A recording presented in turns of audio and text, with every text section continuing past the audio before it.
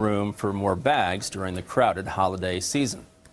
Well, a piece of Kansas City history being brought back to life in a place you probably wouldn't expect, an old warehouse in the East Bottoms. I went there today to find out what's going on. It may not look like history in the making, but it is. Well, today was the first time, we believe, since prior to Prohibition that we've actually had full barrels of whiskey in Kansas City, Missouri. And one by one, they're rolled into storage in this East Bottoms warehouse. But the actual barrels then coming in were just even more reinforcement that this is real, this is happening, these are ours.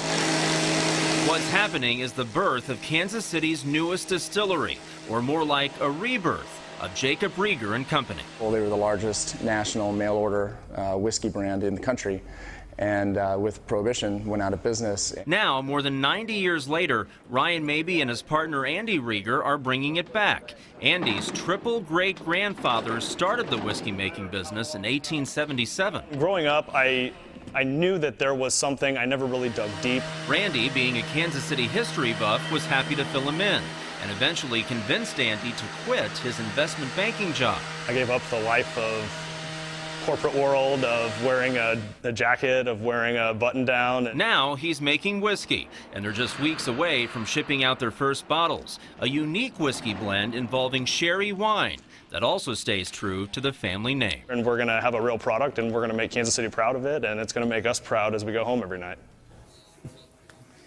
And that first whiskey that Rieger is making will be called Kansas City Whiskey. Expect to see it at bars and stores later on this fall. $155,000.